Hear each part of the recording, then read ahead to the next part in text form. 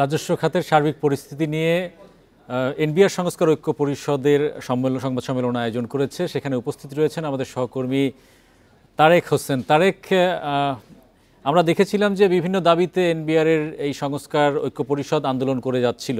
তার ফলশ্রুতিতে কিন্তু এনবিআর যে দুই ভাগে বিভক্ত করার যে অধ্যাদেশ সেটা স্থগিত করে পরবর্তীতে একটি কমিটি গঠন করে দেওয়া হয়েছে।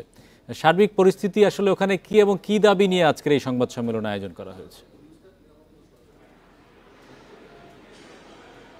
জি, যেমনটা বলছিলেন, আসলে এনবিআর সংস্কার ঐক্য পরিষদের আজকে একটা সংবাদ সম্মেলন হওয়ার কথা ছিল, কিন্তু আমরা এখানে এসে যেটা দেখতে পেয়েছি যে আসলে এখনো পর্যন্ত সেই সংবাদ সম্মেলন শুরু হয়নি।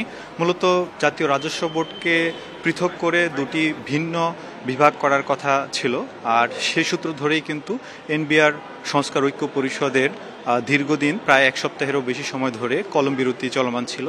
পরবর্তীতে সরকারের পক্ষ থেকে তাদেরকে আলোচনায় বসতে আহ্বান জানানো হয় এবং তারা আলোচনায় বসে এবং সাময়িকভাবে তারা কর্মবিরতি প্রত্যাহার করে নেয়।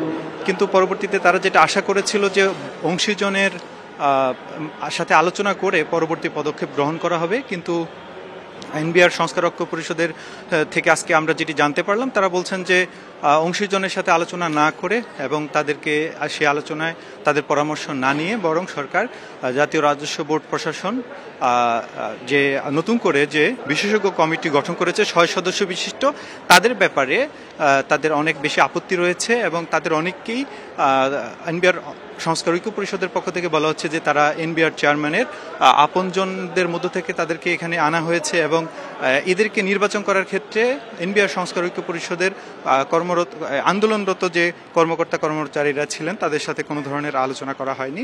এবং এই বিষয়টা নিয়ে মূলত আজকে সংবাদ সম্মেলন আয়োজন করার উদ্দেশ্য তাদের, এবং তারা যেটি বলতে চাচ্ছেন যে তারা যে জাতীয় রাজস্ব বোর্ডের যে সংস্কার চাচ্ছেন সেই সংস্কার আসলে আদতে সরকারের এখনো পর্যন্ত কর্তৃপক্ষের কোনো ধরনের সদিচ্ছা তারা দেখতে পাননি, এবং এর ফলে তারা আজকে সংবাদ সম্মেলন আয়োজন করেছেন। এবং যেটি আমরা জানতে পেরেছি যে আজকের এই সংবাদ সম্মেলন থেকে কিন্তু তারা পরবর্তীতে কোনো ধরনের কর্মসূচিতে যাবেন কি না সে বিষয়েও ঘোষণা আসতে পারে। তবে তারা যেটা বলছেন যে জি, এই বিষয়গুলো আমরা আজকে এখানে জানতে পেরেছি, কিন্তু এখানে অনেক বেশি পুলিশ প্রশাসনের অবস্থান আমরা দেখতে পেয়েছি, যার কারণে একটা থমথমে পরিবেশ বিরাজ করছে। এই ছিল জাতীয় রাজস্ব বোর্ড সংস্কার ঐক্য পরিষদের আজকের সংবাদ সম্মেলন থেকে দেখতে পাওয়া সর্বশেষ।